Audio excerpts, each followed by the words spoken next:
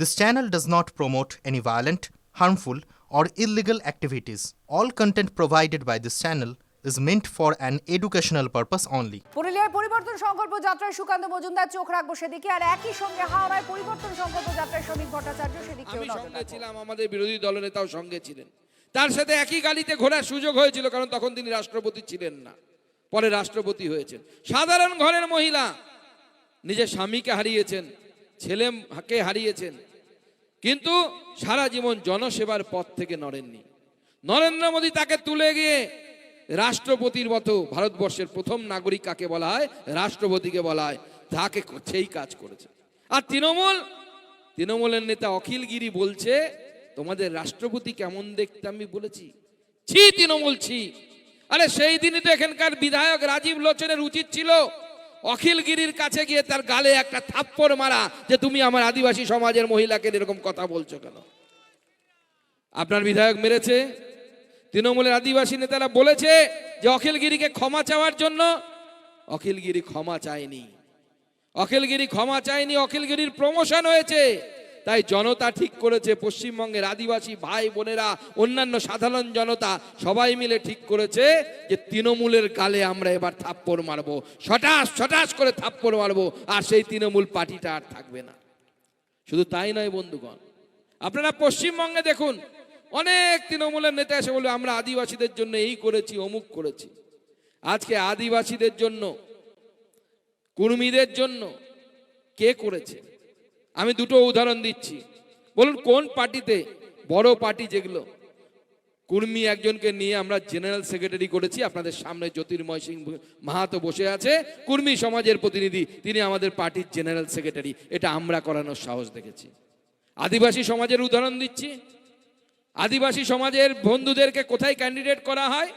যে সিট আদিবাসীদের জন্য রিজার্ভ, এসটি সিট বলি, কি বলি তো আমরা, বুঝি তো, সেখানে শুধু আদিবাসীদেরকে দাঁড় করানো হয়। ব্যতিক্রমকে একমাত্র ভারতীয় জনতা পার্টি। কেন ব্যতিক্রম? উত্তর মালদা বলে একটা লোকসভা সিট আছে, আপনারা নিশ্চয়ই শুনেছেন। জেনারেল সিট, এসসি এসটিদের রিজার্ভ না, যে কেউ দাঁড়াতে পারে, বামুন দাঁড়াতে পারে, কায়েস্ত দাঁড়াতে পারে, এসসি দাঁড়াতে পারে, এসটি দাঁড়াতে পারে, যে কেউ দাঁড়াতে পারে। সেই জেনারেল সিট থেকে ভারতীয় জনতা পার্টি দুবার সাংসদ করেছে। কাকে? খগেন মুর্মুকে। উপরে দ্রৌপদী মুর্মু, পশ্চিমবঙ্গে খগেন মুর্মু। এই কাজ একমাত্র ভারতীয় জনতা পার্টি করেছে, দ্বিতীয় কোনো পার্টি করতে পারেনি। তাই বন্ধুগণ, এছাড়া আমাদের বিধায়ক কমলাকান্ত হাসদা থেকে আরো কত বিধায়ক আমাদের, তাদেরকে আমরা কুর্মী সমাজ, কাউকে আদিবাসী সমাজ থেকে করেছি। কিন্তু বন্ধুগণ, এখন হিন্দু হোক, আদিবাসী সমাজ হোক, সবার সামনে একটা বিপদ। মমতা বন্দ্যোপাধ্যায় ভাইপো, তার দলবল এই পশ্চিমবঙ্গকে পশ্চিম বাংলাদেশ বানানোর চেষ্টা করছে। কোথায় যাবেন ভেবে রাখুন, কোথায় পালাবেন ভেবে রাখুন। যদি তৃণমূল কংগ্রেস নামক এই শক্তিকে যদি আমরা তাড়াতে না পারি, আপনার বাড়ি ঘর সমস্ত কিছু লুট হয়ে যাবে। আপনার মনিকা মাহাতোর সাথে যে ঘটনা ঘটেছিল, সেই ঘটনা আপনার ছেলে মেয়ের সাথে, আপনার মেয়ের সাথে ঘটতে বাধ্য হবে। তার জন্য লড়াইয়ের জন্য প্রস্তুত হন। পাশের দেশ বাংলাদেশ, এখান থেকে হয়তো অনেকটা দূরে, আমার বাড়ি যেখানে, সেখান থেকে সামান্য দূরে। কি হচ্ছে সেখানে? দীপু চন্দ্র দাস, খোকন দাস, তাকে মেরে দেয়া হলো, জীবন্ত জ্বালিয়ে পুড়িয়ে দেয়া হলো, গলায় দড়ি ধরে টাঙিয়ে দেয়া হলো। তৃণমূলের মুখে নেই, একটাও কথা বলছে না। দোষ কি তার? সে হিন্দু, সেই জন্য পুড়িয়ে দেয়া হলো। ঢাকার রাস্তায়, ময়মনসিংহের রাস্তায় টাঙিয়ে দেয়া হচ্ছে। আর ভাবছেন, অনেকে ভাবছে, তৃণমূল বলছে ওটা তো বাংলাদেশে হচ্ছে, আমাদের এখানে কিছু হচ্ছে না। সিপিআইএম এর নেতার মুখ থেকে নতুন শব্দ শুনেছিলেন, লাভ জেহাদ। আর আজকে পশ্চিমবঙ্গে নতুন করে শুরু হয়েছে ল্যান্ড জেহাদ। বিভিন্ন জায়গায় জমি দখল চলেছে। শুধু পশ্চিমবঙ্গের ল্যান্ড জেহাদ নয়, এটা পশ্চিমবঙ্গকে রাস্তা করে পৌঁছে গেছে বনাঞ্চল, সীমাঞ্চলে, বিহার, ঝাড়খণ্ডের জনসন্তুলনকে বদলে দিচ্ছে এই বাংলাদেশি অনুপ্রবেশকারীরা। র্যাডিকালাইজেশন কোন পর্যায়ে পৌঁছেছে? যে ওপার বাংলার মাটিতে রবীন্দ্রনাথের মূর্তি ভাঙা হচ্ছে, আর এখানে মালদায় তৃণমূল কংগ্রেসের ছাত্র নেতা রবীন্দ্রনাথের ছবিতে আগুন লাগিয়ে দিচ্ছে। এই অবস্থায় আমরা পৌঁছে দিয়েছি। মুর্শিদাবাদে দাঁড়িয়ে একজন 40 বছর বয়স্ক হিন্দু বিবাহিত নারী, তিনি বিএসএফ পুলিশ অফিসারকে বলছেন গুলি চালান, আমার বুক ঝাঁঝরা করে দিন, আমি আপনার হাতে মরতে চাই কিন্তু অন্যের হাতে শরীরকে অপবিত্র হতে দেব না। আপনারা দেখলেন বাংলাদেশে জীবন্ত পুড়িয়ে মারা হচ্ছে দীপু দাসকে। কে দীপু দাস? কি তার অপরাধ? তদন্তের পরেও কোনো অপরাধ তার বিরুদ্ধে প্রমাণ করা যায়নি, কোনো অভিযোগ তার বিরুদ্ধে নেই। একজন মানুষের উপরে লিঞ্চিং হলো, তারপরে তাকে জীবন্ত যখন পোড়ানো হচ্ছে তার ভিডিও করে কিছু মানুষ উল্লাস করছেন। এটা কোন জগৎ? এটা কোন পৃথিবী? বেরোয় যে আব্দুল রহিম গাজী, ওই মহিলা বিএলও, তিনি সঠিক কাজ করছিলেন। কারণ এই যে আব্দুল রহিম গাজী, এ বাংলাদেশ থেকে আসা লোক, বাংলাদেশি মুসলমান, তার ভারতবর্ষের নাগরিকত্ব পাওয়ার কথা না। আমাদের বিমলী দিদি, বিমলী টুডু বিএলওর কাজ সঠিকভাবে আইন অনুসারে, ন্যায় অনুসারে করছিল, যে না তোমার নামে কমপ্লেন করবো আমি উপরে। সে সত্যি কথা কাজ করেছে বলে এই তৃণমূলের দুধেল গায়ে বিমলী টুডুর বাড়িতে গিয়ে হামলা করেছে। আজকে আদিবাসীদের গায়ে হাত দিচ্ছে, সাধারণ অন্যান্য হিন্দু সমাজের গায়ে হাত দিচ্ছে। দিদির দুধেল গায়েরা এমন অবস্থায় পৌঁছে গেছে যে আপনার বাড়ির ভিতরে, আমার বাড়ির ভিতরে ঢুকে গিয়ে মহিলাদের গায়ে হাত দিবে যদি আমরা সচেতন না হই। কি সচেতন হব না? কি সচেতন হওয়া উচিত কি না? 21 সালে এরকম অত্যাচার হয়েছিল আমাদের বাড়িতে, প্রত্যেক জেলায় জেলায় শহীদ হয়েছিল আমাদের কর্মীরা। তৃণমূল ভেবেছিল বিজেপি 77টা সিট পেয়েছে, মেরে ফেটে ফাটিয়ে বিজেপিকে ভিতরে ঢুকিয়ে দিব, বিজেপির কেউ বেরোবে না। আমরা 38% ভোট পেয়েছিলাম 2021 সালে, আমাদেরকে মেরে ঢুকিয়ে দেওয়া হয়েছিল। আমাদের এই 24 সালে ভোট হলো, 38% বেড়ে 39% হয়েছে, 1%ও কিন্তু কমেনি 38 থেকে। আর এইবার 26-এ আমরা সরকার গঠন করব আর তৃণমূল কংগ্রেসকে উৎখাত করে ফেলবো, সেই প্রতিজ্ঞা নিয়ে আজকে আমাদের এখান থেকে যেতে হবে। তখন তৃণমূল ভেবেছিল যে বিজেপিকে মারবো, ঘরে ঢুকাবো, বিজেপির বুথ সভাপতিকে মারবো, বিজেপি ফিনিশ। এখন তৃণমূল বুঝতে পারছে বিজেপি কি জিনিস, এখন বুঝতে পারছে বিজেপি কি জিনিস। কারণ কি, কিছুদিন আগে ভাইপো গেছিল ইলেকশন কমিশনের কাছে, গিয়ে সেখানে ইলেকশন কমিশনের কাছে গিয়ে অনেক হম্বিতম্বি করেছে। হম্বিতম্বি করার পর ইলেকশন কমিশন যখন মুখের উপর জবাব দিয়েছে, মাথার তার গেছে কেটে। পাগলা তারপর থেকে ষাঁড়ের মতো ঘুরে বেড়াচ্ছে, যাকে পাচ্ছে তাকে গুতোচ্ছে, যাকে পাচ্ছে গুতোচ্ছে তাকে। এখন নিজেদের মধ্যে লড়াই শুরু হয়ে গেছে। আমি যখন এখানে আসছিলাম কলকাতা থেকে, আমাকে টিভি চ্যানেলগুলো ফোনে বক্তব্য রাখতে বলছে, ওই যে দাদা শওকত মোল্লা, যিনি ভাইপোর ডানহাত, আর তার সাথে আরাবুল ভাঙর বলে একটা বিধানসভা আছে, দুজনেই তৃণমূল, দুজনকে বোম মারছে, এ ওকে বোম মারে, ও ওকে বোম মারে, কার কত বোম নিয়ে লড়াই চলছে। আমি বললাম, ওই যে হয় না জিন, হয় জিন বোতলের মধ্যে থাকে, বোতল থেকে বের হয়ে গেলে পরে জিন ঘাড়ে উঠে বসে। তো তৃণমূল এখন এই দুধেল গাইদেরকে এমন করেছে যে তারা বোতলের মধ্যে থেকে যখনই বাইরে বেরিয়ে আসে, তখন সাধারণ মানুষের ঘাড়ে বসতে চায়, বোম আর গুলির লড়াই চড়তে চায়। যারা বোম আর গুলির লড়াই দিয়ে মানুষের গণতান্ত্রিক অধিকারকে কেড়ে নেওয়ার চেষ্টা করে, তাদের পরিষ্কার বলে দিই, প্রত্যেকটা বোম আর গুলির হিসাব বিজেপি নেবে, ভারতীয় জনতা পার্টি নেবে, কাউকে ছেড়ে কথা বলবো না, প্রত্যেকটার হিসেব হবে। আমাদের জ্যোতির্ময় দা আগেই বলে দিয়েছে, বুলডোজার থাকবে, ওটা আমাদের সময় আমরা ক্ষমতায় এলে নিয়ম করে দেব। থানার সামনে পুলিশের গাড়ি থাকবে, জিপ থাকবে, টাটা সুমো থাকবে, সব থাকবে, আর তার মধ্যে চকচক করবে হলুদ রঙের বুলডোজার। হলুদ রঙের বুলডোজারটা চকচক করবে কেন? তৃণমূলের নেতারা যেখানে এই ধরনের কোথাও লোকের জায়গা দখল করে, সরকারি জায়গা দখল করে, বাড়ি করা থেকে শুরু করে সমস্ত কিছু করেছে, প্রত্যেকটা সাধারণ মানুষের টাকার হিসেব হবে, সেই ব্যবস্থা আমরা করব।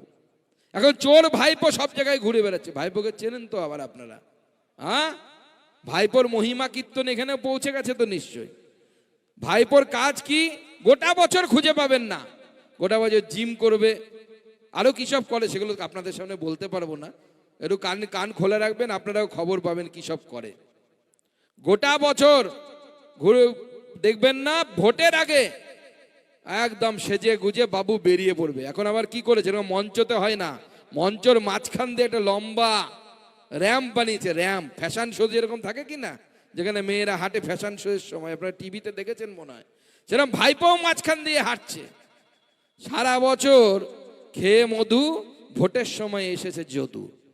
ভাইপোর হচ্ছে সেই অবস্থা, সারা বছর খেয়ে মধু, ভোটের সময় এসেছে যদু। আর এই যদু বলছে জনগণকে যা বলবো জনগণ নাকি তাই বিশ্বাস করে নেবে।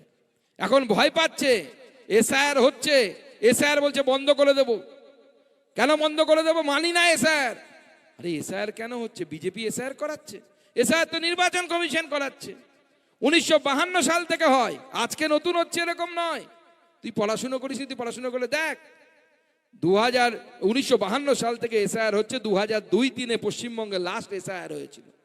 সেই এসআইআর কি বলছে? যারা ভারতের নাগরিক তারা ভোট দেবে, যারা ভারতের নাগরিক না তারা ভোট দেবে না। তো হক কথা, সত্যি কথা। তো ভারতের নাগরিকরাই তো ভারতবর্ষের, পশ্চিমবঙ্গের মুখ্যমন্ত্রী কি হবে, ভারতবর্ষের প্রধানমন্ত্রী কি হবে সেটা নির্ণয় করবে। অন্য কেউ কি নির্ণয় করার উচিত?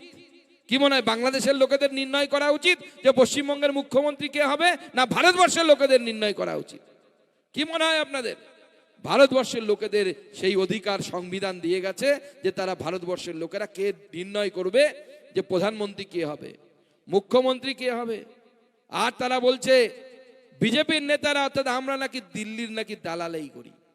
আরে আমরা দিল্লির দালালি করি না, আমরা নরেন্দ্র মোদীর ভক্ত। হ্যাঁ, আমরা 100 বার স্বীকার করছি আমরা নরেন্দ্র মোদীর ভক্ত, কারণ আমাদের নরেন্দ্র মোদী 80 কোটি মানুষকে 2029 সাল পর্যন্ত ফ্রিতে রেশন দেওয়ার ব্যবস্থা করেছে, সেই জন্য আমরা নরেন্দ্র মোদীর ভক্ত। জম্মু কাশ্মীর থেকে 370 ধারা বাতিল করে দিয়েছে, তার জন্য আমরা নরেন্দ্র মোদীর ভক্ত।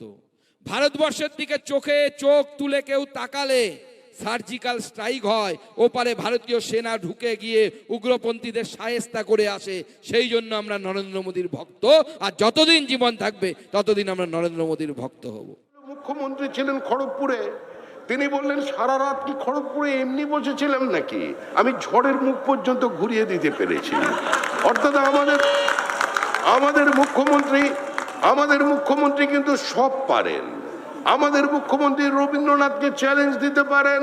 আমাদের মুখ্যমন্ত্রী রবীন্দ্রনাথের স্বপ্নের বিশ্ববিদ্যালয় বিশ্বভারতীর সামনে বিশ্ব বাংলা বিশ্ববিদ্যালয় তৈরি করে দিতে পারেন। আমাদের মুখ্যমন্ত্রী গীত বিতানের সামনে কবিতা বিতান দাঁড় করিয়ে দিতে পারেন। আমাদের মুখ্যমন্ত্রী গীতাঞ্জলির পরিবর্তে কথাঞ্জলি নিয়ে আসতে পারেন। জগন্নাথ দেব অনেকক্ষণ বিচার বিবেচনা করে দেখলেন এর সঙ্গে পারা যাবে না, ফলে আমি যাই। জগন্নাথ দেব শেষ পর্যন্ত এলেন, বললেন যে হ্যাঁ ঠিক আছে আমি যাচ্ছি। জগন্নাথ দেব হয়তো ভেবেছিলেন তিনি মনে যে এর বিসর্জন তো আমার উপস্থিতি দিয়ে হওয়া দরকার। ওই দীঘা তো আর অত্যন্ত পবিত্র জায়গা, কারণ ওখানে স্বাধীন তাম্রলিপ্ত সরকার তৈরি হয়েছিল।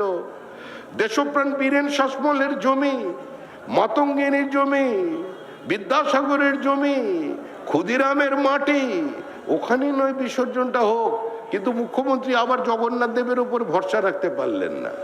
তিনি আবার নিউ টাউনে চলে এলেন, ঘুরে ফিরে নিউ টাউন বলেন আমি দুর্গা মন্দির তৈরি করব। দুর্গা মন্দিরের জন্য জেসিবি মেশিন এলো, মাটি কাটা শুরু হয়ে গেল।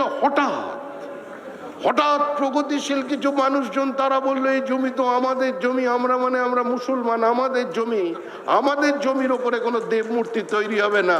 রাতারাতি সঙ্গে সঙ্গে বদল। মুখ্যমন্ত্রী কি করলেন? মুখ্যমন্ত্রী চলে গেলেন শিল্পের জন্য যে জমি অধিগ্রহিত ছিল সেখানে এখন তার দুর্গা মন্দির তৈরি হবে। নাম কিন্তু দুর্গা মন্দির নয়। যেমন জগন্নাথ ধাম, আগে জগন্নাথ ধাম ছিল না। জগন্নাথ ওখানে এসে বললেন আরে ভাই তুই যা করলি শেষ পর্যন্ত আমার সঙ্গে বেইমানি, পশ্চিমবঙ্গের মানুষের সঙ্গে তো যা করার করে দিয়েছ। শেষ পর্যন্ত আমাকে জগন্নাথ দেব কালচারাল সেন্টার বলে এখানে ডেকে নিয়েছে হঠাৎ হিট কোট টাকা খরচা করে জনগণের টাকায় মন্দির বানিয়ে হঠাৎ হিট কালচারাল সোসাইটি থেকে জগন্নাথ ধাম কি করে হয়ে গেল? এতদিন পর্যন্ত স্কুল শিক্ষকরা প্রতারিত ছিল, প্রাইমারি শিক্ষকরা প্রতারিত ছিল, কারণ তাদের মেধাকে প্রতারিত করে চাকরি বিক্রি করে দেওয়া হয়েছিল। প্রত্যেকটা ক্ষেত্রে দুর্নীতিকে আর তৃণমূল কংগ্রেসকে সমার্থক শব্দ বানিয়ে দেওয়া হয়েছিল। কিন্তু এবার তো জগন্নাথের সঙ্গে প্রতারণা করে এখানে ওখানে আবার গুঁতো, ধর্মনিরপেক্ষ মানুষের গুঁতোয় এখন শিল্পের জন্য যে জমি নেওয়া হয়েছে ওখানেও একটা কালচারাল হেরিটেজ সেন্টার তৈরি হবে, হয়ে যাওয়ার পরেই দেবী দুর্গার মূর্তি ওখানে প্রতিষ্ঠিত হবে। ওখানেও শেষ নয়, দেবী দুর্গার উপরেও ভরসা রাখতে পারছেন না। বলছেন মা দুর্গা তো ভেতরে ভেতরে ক্ষেপে আছে। ক্ষেপে থাকার কারণ কি? কারণ আমরা তো জানি দুর্গা পুজোকে বরণ করে মহিলা করবার পরে সিঁদুর লাগিয়ে তারপর প্রণাম করে মা দুর্গার বিসর্জন হয়।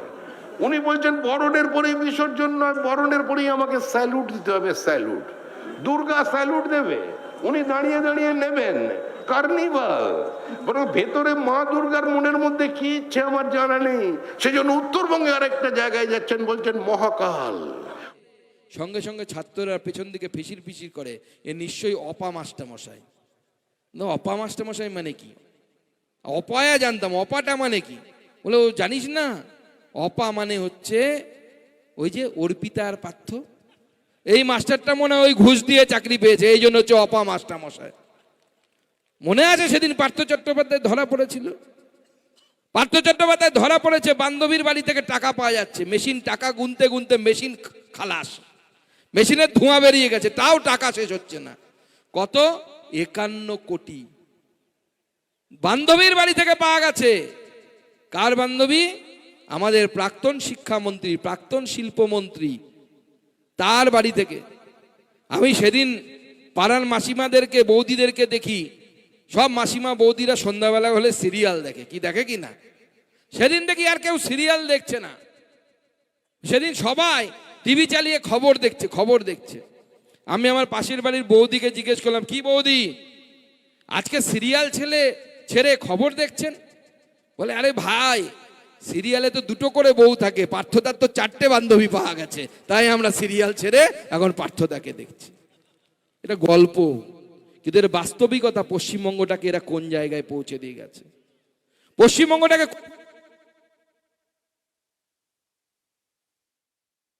ওদের একবার জিজ্ঞাসা করুন, হরিয়ানার নির্বাচনের আগে, দিল্লির নির্বাচনের আগে কোনো এসআইআর ছিল না। বিহার নির্বাচন হয়েছে এসআইআর এর পরে। সর্বভারতীয় তৃণমূল কংগ্রেস এতটাই ভয় পেয়েছে যে দিল্লির নির্বাচনে তারা ছিল, কিন্তু পার্শ্ববর্তী রাজ্য বিহারের নির্বাচনে লালু প্রসাদের ছেলের পাশে একবারও গিয়ে দাঁড়ালো না। দেখুন, এটা কি বেইমানি নয়?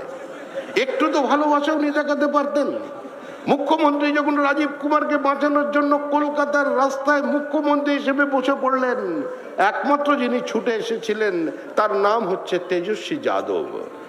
কারণ মুখ্যমন্ত্রী যিনি একসময়, উপেন বিশ্বাস, যিনি নিজের জীবনের ঝুঁকি নিয়ে কয়েকশো কোটি টাকার প্রলোভন ছেড়ে লালু প্রসাদ যাদবকে গ্রেপ্তার করেছিলেন, যিনি হিরো ওয়ার্কশিপ পাচ্ছিলেন সারা ভারতবর্ষ জুড়ে, সেই উপেন বিশ্বাসের জনপ্রিয়তাকে কাজে লাগিয়ে তাকে নির্বাচনে প্রার্থী করেছিলেন, রাজ্যের মন্ত্রী করেছিলেন।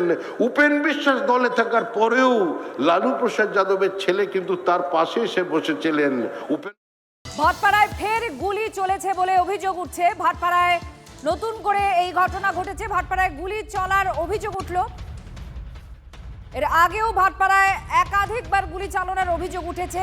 এখন আবার এই অভিযোগ উঠছে, বাইকে চেপে এসে পরপর 4 রাউন্ড গুলি চালিয়েছে দুষ্কৃতীরা, এমনই অভিযোগ উঠছে। ভাটপাড়ায় গুলি চলার এই ঘটনার সঙ্গে কোনো রাজনৈতিক যোগ আছে?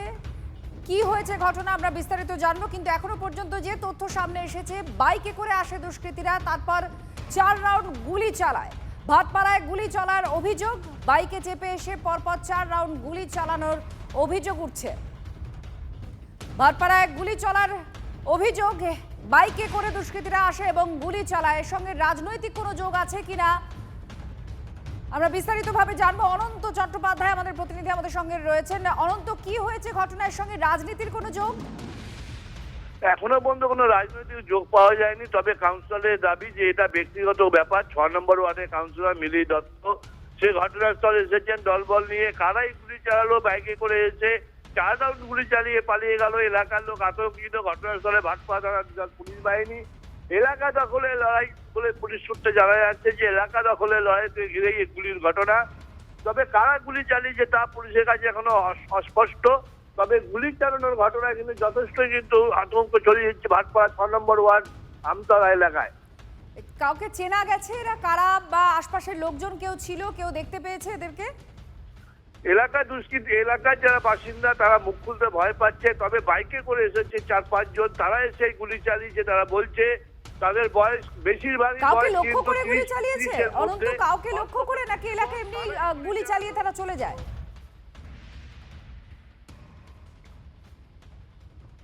হ্যালো, কাউকে লক্ষ্য করে গুলি চালিয়েছে? না, কাউকে লক্ষ্য করে গুলি চালায়নি, ফাঁকা গুলি চালিয়ে তারা পালিয়ে গেছে। এলাকায় আতঙ্ক সৃষ্টি করার জন্য গুলি চালানোর ঘটনা বলে স্থানীয় বাসিন্দারা মনে করলেও পুলিশের অনুমান যে এলাকা দখলের লড়াইকে ঘিরেই হয়তো এই গুলি চলতে পারে। পুলিশ সূত্রে যেটা জানতে পারছি, এলাকা দখলের জন্য কারা এলো, কারা গুলি চালালো, কোথা দিয়ে পালালো, সোজা রায়বাহাদুর রোড দিয়ে এই রোড দিয়েই তারা পালিয়ে যায় গুলি চালিয়ে অবাধে। নৈহাটি থেকে আসে, নৈহাটি থেকে এসে তারা ভাটপাড়ায় 6 নম্বর ওয়ার্ডে আমতলা এলাকায় গুলি চালিয়ে তারা রায়বাহাদুর রোড ধরে সোজা তারা পালিয়ে যায়। তবে এই ঘটনায় কিন্তু পুলিশ তারা ধান্দে রয়েছে যে কারাই গুলি চালিয়েছে এবং আশেপাশে যদি কাউন্সিলর কোনো কিছু বলছেন? অনন্ত, কাউন্সিলর কিছু বলেছেন? স্থানীয়রা তো আতঙ্কিত, তুমি বললে। কাউন্সিলর কিছু বলছেন? কাউন্সিলর মিলি দত্ত 6 নম্বর ওয়ার্ড ভাটপাড়া পৌরসভা, তার দাবি এই গুলি পলিটিক্যাল নয়, পলিটিক্যাল কারণে কোনো গুলি চলেনি, এটা হচ্ছে কোনো ব্যক্তিগত রোষের কারণে গুলি। বোঝা গেছে। দেখো, ধন্যবাদ। বীরভূমে ধুরন্ধর একটি ঘটনা ঘটে গিয়েছে পুলিশের ধাওয়া, এবং বীরভূমে একটি দুর্ঘটনা ঘটেছে পুলিশের ধাওয়ার কারণে। নলহাটিতে টোটোয় ধাক্কা লরির, ঘটনাস্থলে মৃত্যু হয়েছে 3 টোটো যাত্রীর। পুলিশের বিরুদ্ধে লরি থামিয়ে তোলাবাজির অভিযোগ করা হচ্ছে। এই মুহূর্তে সেই ধুন্ধুমার কাণ্ডের ছবি আপনারা দেখতে পাচ্ছেন। বীরভূমে পুলিশ ধাওয়া করেছে, আর তারপরেই এই দুর্ঘটনা বলে দাবি করা হচ্ছে 3 টোটো যাত্রীর মৃত্যু হয়েছে। পুলিশের বিরুদ্ধে লরি থামিয়ে তোলাবাজির অভিযোগ। রানীগঞ্জ আর মোরগ্রাম এর মধ্যে যে 14 নম্বর জাতীয় সড়কের উপরে এই ঘটনা ঘটেছে। লরি থামিয়ে পুলিশ টাকা তুলছিল বলে অভিযোগ, এবং একটা পেঁয়াজ বোঝায় লরিটিকে ধাওয়া করে পুলিশ। পালাতে গিয়ে নিয়ন্ত্রণ হারিয়ে টোটোতে লরিটা ধাক্কা মারে। ঘটনাস্থলে 3 জন টোটো যাত্রীর মৃত্যু হয়। প্রতিবাদে জাতীয় সড়ক অবরোধ করে বিক্ষোভ দেখানো হচ্ছে। রাস্তায় দেহ রেখেই প্রতিবাদ চলছে। সেই মুহূর্তের ছবি আপনারা দেখতে পাচ্ছেন। ধুন্ধুমার কাণ্ড বীরভূমে অত্যন্ত মর্মান্তিক একটি ঘটনা, এবং পুলিশের বিরুদ্ধে ভয়ানক অভিযোগ যে পুলিশ ধাওয়া করছিল একটা লরিকে, টাকা তোলার অভিযোগ করা হচ্ছে। তখনই লরিটা নিয়ন্ত্রণ হারিয়ে টোটোকে ধাক্কা মারে, আর 3 জন যাত্রী টোটোর সেখানেই মৃত্যু হয়। তারপরেই জনতা ক্ষুব্ধ হয়ে ওঠে, প্রতিবাদ শুরু করে, জাতীয় সড়ক অবরোধ করে বিক্ষোভ বাসিন্দাদের। হিমাদ্রি আমাদের প্রতিনিধি আমাদের সঙ্গে রয়েছেন। হিমাদ্রি, তো মারাত্মক অভিযোগ এবং অত্যন্ত মর্মান্তিক একটি ঘটনা, কি অবস্থা এখন? দেখো, একেবারে অভিযোগ উঠছিল পুলিশের যে ডাকের গাড়ি রয়েছে, সেই ডাকের গাড়ি ধাওয়া করে একটি পেঁয়াজ বোঝাই গাড়িকে, এবং সেই পেঁয়াজ বোঝাই গাড়িটি পুলিশকে দেখে যখন তাড়াতাড়ি সেখান থেকে পালাতে যায়, সেই সময়ে কিন্তু ঘটে এই মর্মান্তিক দুর্ঘটনা, এবং 3 জনের সেখানে মৃত্যু হয়। প্রথমে একজনের মৃত্যু হয়, পরবর্তী ক্ষেত্রে রামপুরহাট মেডিকেল কলেজে আনার সময় আরও 2 জনের মৃত্যু হয়। এর প্রতিবাদে কিন্তু স্থানীয় বাসিন্দারা আজ সেখানে পথ অবরোধ শুরু করে, এবং তখন পুলিশের পক্ষ থেকে বারবার তাদের সেখানে বোঝানো হয়, পথ অবরোধ তুলে নেওয়ার কথা বলা হয়, কিন্তু স্থানীয় নজর রাখো বাসিন্দারা হিমাদ্রি। অভিযোগ